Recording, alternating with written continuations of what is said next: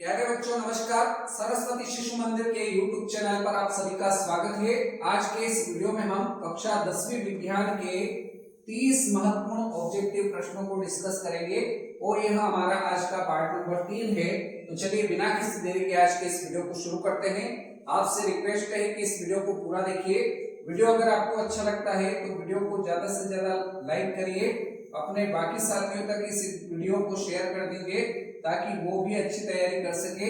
और इसी प्रकार के नए वीडियो पाने के लिए हमारे इस चैनल को सब्सक्राइब कर लीजिए ताकि इस प्रकार के नए वीडियो आपको मिल सके। चलिए आज के इस वीडियो के पहले प्रश्न की ओर बढ़ते हैं। पहला प्रश्न है, लार में निम्नलिखित में से कौन सा एंजाइम पाया जाता है? बताइए, लार में कौन सा एंजाइम पाया जाता है? हमारा सही उत्तर क्या रहेगा? तो लार में जो एंजाइम पाया जाता है वो एंजाइम होता है टाइलिन। लार में कौन सा एंजाइम पाया जाता है? टाइलिन पाया जाता है। ऑप्शन नंबर सी जो रहेगा पहले प्रश्न का सही आंसर रहेगा। दूसरा प्रश्न देखिए, भोजन का पूर्ण पाचन कहाँ होता है? बताइए, भोजन का पूर्ण पाचन कहाँ होता है? पहला विकल्प है आमाशय में, बी है पक्काशय में, सी है बड़ी आंत में, डी है छोटी आंत में। तो बताइए भोजन का पूर्ण पाचन कहाँ होता है? तो इसका राइट आंसर हो जाएगा, भोजन का जो पूर्ण पाचन होता है वो छोटी आंत में होता है। ऑप्शन डी हमारा सही उत्तर रहेगा। अगला प्रश्न देखिए, प्रश्न संख्या 3, मनुष्य के मस्तिष्क को कितने भागों में बांटा जा सकता है? बताइए, मनुष्य के मस्तिष्क को कितने भागों में बांटा जा सकता है? एक भाग में, दो भागों में, तीन भागों में या फिर 5 भागों में? तो हमारे इस प्रश्न का सही उत्तर क्या रहेगा? तो मनुष्य के मस्तिष्क को 3 भागों में बांटा जा सकता है। ऑप्शन सी सही जवाब रहेगा। पहला भाग जो होता है मस्तिष्क का वो होता है अग्र मस्तिष्क, पहला भाग अग्र मस्तिष्क। दूसरा भाग जो होता है उसको कहते हैं मध्य मस्तिष्क और तीसरे नंबर का जो भाग होता है मस्तिष्क का उसको कहते हैं पश्च मस्तिष्क। इस प्रकार से मस्तिष्क के टोटल 3 भाग होते हैं, अग्र मस्तिष्क, मध्य मस्तिष्क और पश्चिम मस्तिष्क। आपको याद रखना है। अगला प्रश्न देखिए, प्रश्न संख्या 4, अंतःस्रावी ग्रंथियां होती है। अंतःस्रावी ग्रंथियां जो है यह नलिका विहीन होती है। अंतःस्रावी ग्रंथियां नलिका विहीन होती है। ऑप्शन ए सही आंसर रहेगा। पांचवा प्रश्न देखिए, लेंगरहंस की द्वीपिकाएं किसमें पाई जाती है? लेंगरहंस की द्वीपिकाएं जो होती है यह पाई जाती है अग्नाशय में। लेंगरहंस की जो द्वीपिकाएं होती है यह किसमें पाई जाती है? अग्नाशय में पाई जाती है। डी ऑप्शन हमारा सही जवाब रहेगा। प्रश्न 6 देखिए, स्त्रियों में लिंग गुणसूत्र होते हैं। स्त्रियों में लिंग गुणसूत्र कौन सा होता है? तो जो XX होता है यह स्त्रियों में लिंग गुणसूत्र होता है। ऑप्शन ए जो रहेगा छठे प्रश्न का सही जवाब रहेगा। अगर परीक्षा में गुणसूत्रों की कुल संख्या पूछी जाए तो आपको 46 बताना है। गुणसूत्रों के अगर जोड़े पूछे जाए तो आपको बताना है कि टोटल जो गुणसूत्र के जोड़े होते हैं वो 23 जोड़े होते हैं। ये दोनों चीजें आपको एग्जाम में पूछी जा सकती है। आगे बढ़ेंगे प्रश्न संख्या 7 की ओर। प्रश्न संख्या 7 में बताना है 200 सेंटीमीटर से अधिक वार्षिक वर्षा वाले क्षेत्र को क्या कहते हैं? 200 सेंटीमीटर से अधिक वार्षिक वर्षा वाले क्षेत्र को क्या कहा जाता है? तो इसको कहा जाता है नम क्षेत्र। इसको क्या कहा जाता है? नम क्षेत्र कहा जाता है। 200 सेंटीमीटर से अधिक वार्षिक वर्षा वाले क्षेत्र को नम क्षेत्र कहा जाता है। ऑप्शन ए हमारा सही जवाब रहेगा। अगला प्रश्न देखिए, 8वां नंबर प्रश्न, डेंगू उत्पन्न करने वाले मच्छर किस तरह के जल में उत्पन्न होते हैं? बताइए, डेंगू उत्पन्न करने वाले जो मच्छर होते हैं वो किस तरह के जल में उत्पन्न होते हैं? तो जो मच्छर डेंगू उत्पन्न करते हैं वो शुद्ध जल में उत्पन्न होते हैं। ऑप्शन बी जो रहेगा हमारे इस प्रश्न का राइट आंसर रहेगा। अगले प्रश्न की ओर बढ़ते हैं। प्रश्न संख्या 9, प्रश्न क्रमांक 9 है, किसमें बाह्य निषेचन होता है? बताइए, किसमें बाह्य निषेचन होता है? पहला विकल्प है गाय में, बी है मनुष्य में, सी है मेंढक में, डी है कुत्ते में। तो इनमें से बाह्य निषेचन किसमें होता है? तो आपको याद रखना है मेंढक में बाह्य निषेचन होता है। ऑप्शन सी हमारे प्रश्न संख्या 9 का राइट आंसर रहेगा। अगला प्रश्न देखिए, प्रश्न संख्या 10, निम्नलिखित में से कौन उत्तल दर्पण की फोकस दूरी है। यहाँ पर आपसे फोकस दूरी f का मान पूछा है, जिसकी यहाँ पर वक्रता त्रिज्या 32 सेंटीमीटर दे रखी है, अर्थात r का मान यहाँ पर 32 सेंटीमीटर हमें दे रखा है और इसमें हमको फोकस दूरी पूछी है।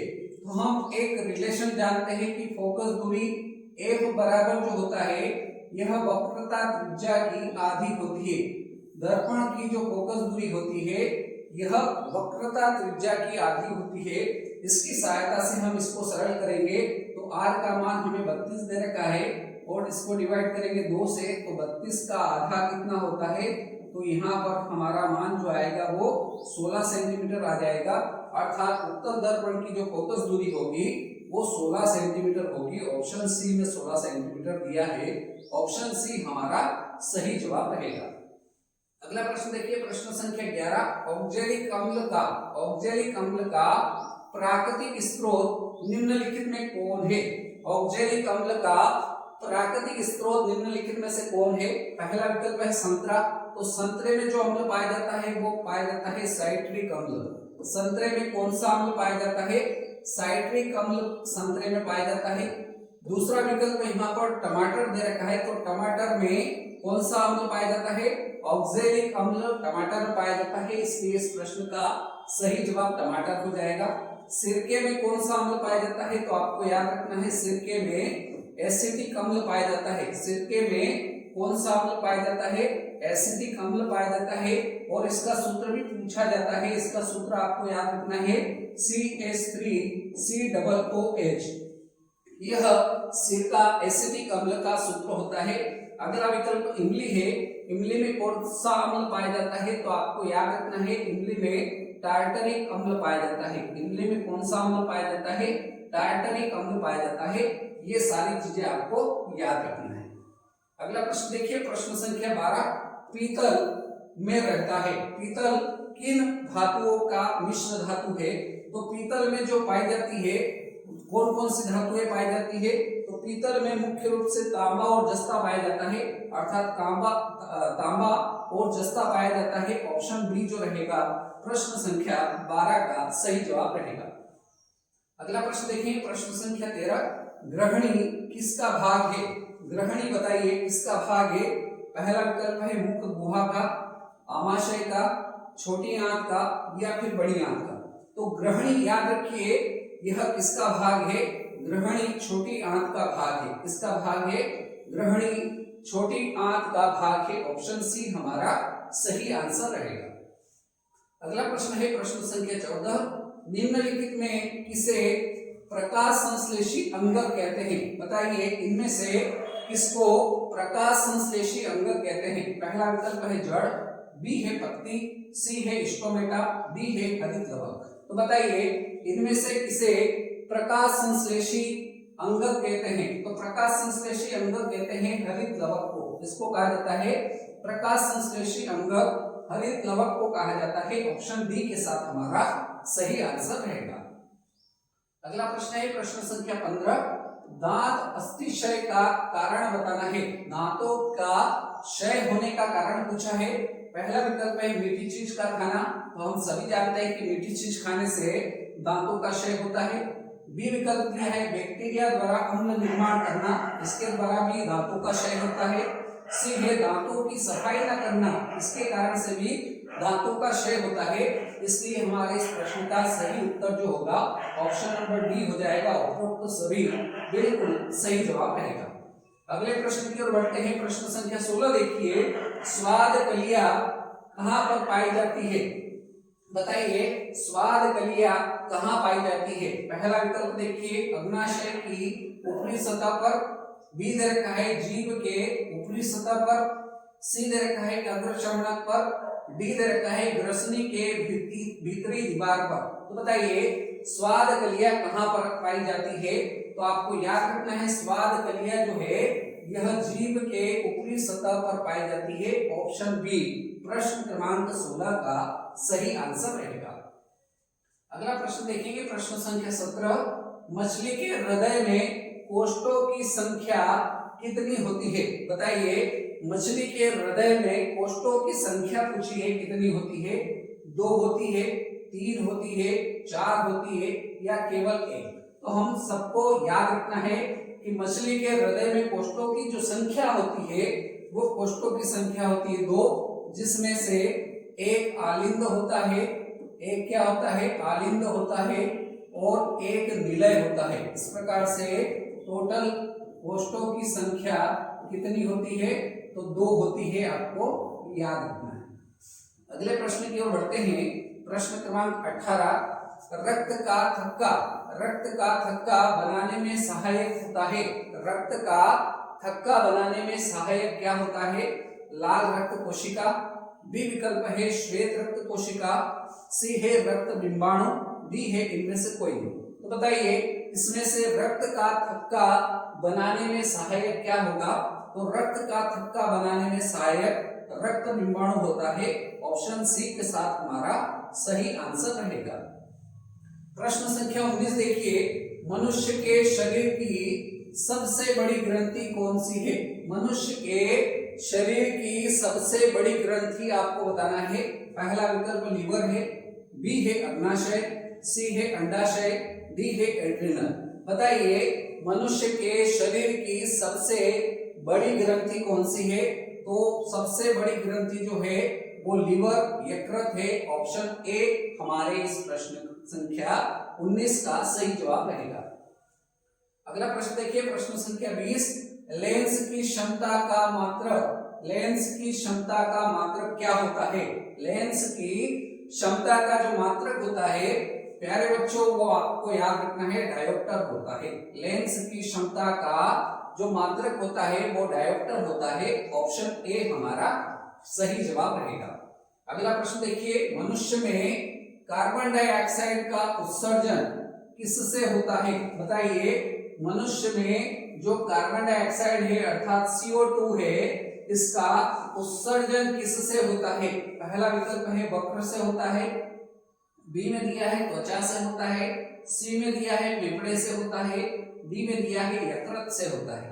तो बताइए, मनुष्य में कार्बन डाइऑक्साइड का उत्सर्जन किससे होता है?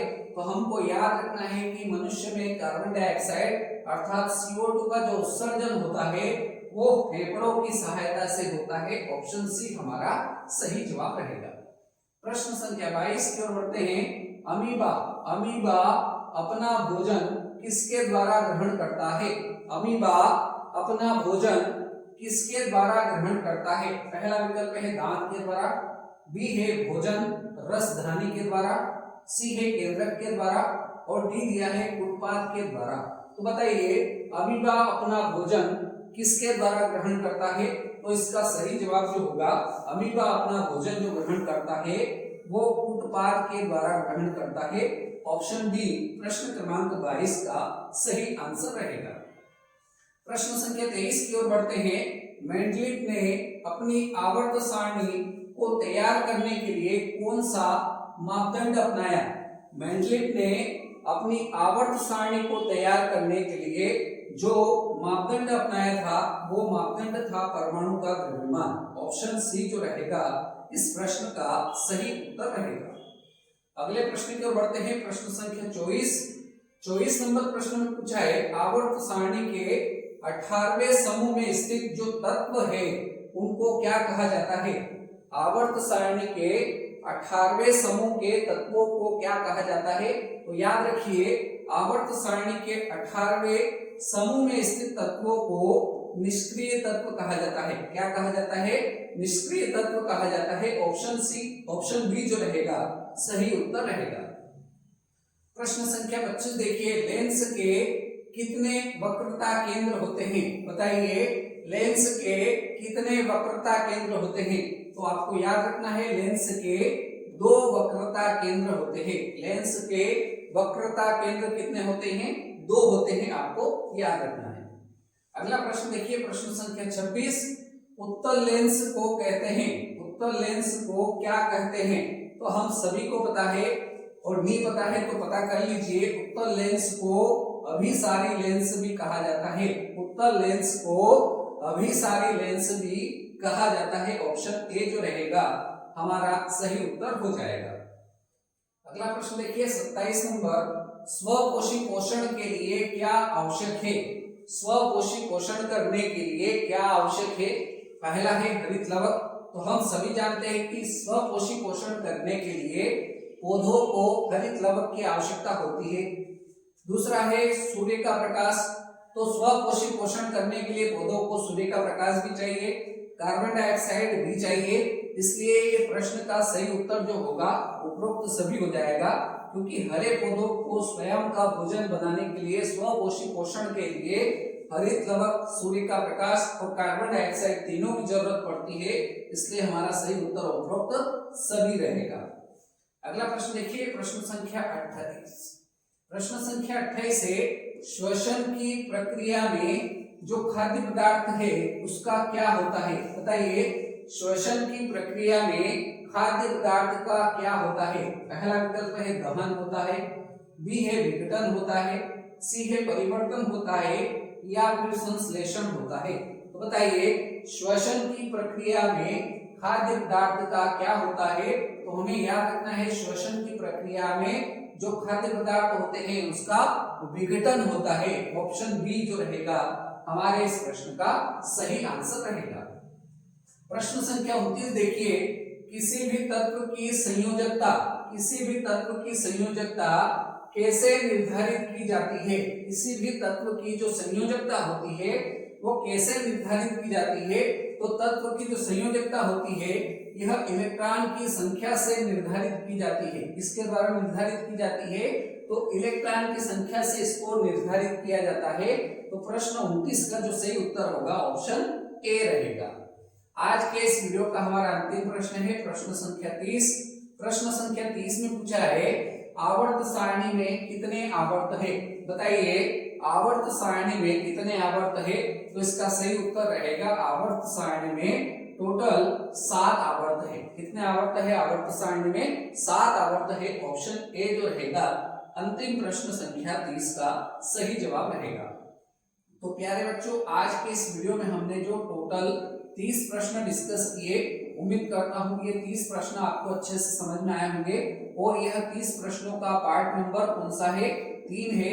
यदि आपने इसके 2 भाग पहला और दूसरा नहीं देखा है तो वीडियो के डिस्क्रिप्शन में प्लेलिस्ट की लिंक है, जहां से आप इसका पहला और दूसरा भाग देखकर साइंस की बहुत ही शानदार और अच्छी तैयारी कर सकते हैं और कक्षा 10वीं विज्ञान में अच्छा स्कोर कर सकते हैं। उम्मीद करता हूं आज के वीडियो में जो हमने 30 प्रश्न डिस्कस किए वो आपको अच्छे से समझ में आए होंगे। यदि वीडियो अच्छा लगा हो तो आपको वीडियो को ज्यादा से ज्यादा लाइक करना है, अपने सभी दोस्तों तक इस वीडियो को शेयर कर दीजिए और अभी तक चैनल पर नए हो तो चैनल को सब्सक्राइब कर लीजिए ताकि इस प्रकार के नए वीडियो आपको मिल सके। तो आज के इस वीडियो को यहीं तक रखते हैं। आपने इस वीडियो को पूरा देखा उसके लिए बहुत बहुत धन्यवाद। अगले वीडियो में मिलते हैं ऐसे नए प्रश्नों के साथ। तब तक के लिए जय हिंद, जय भारत, धन्यवाद।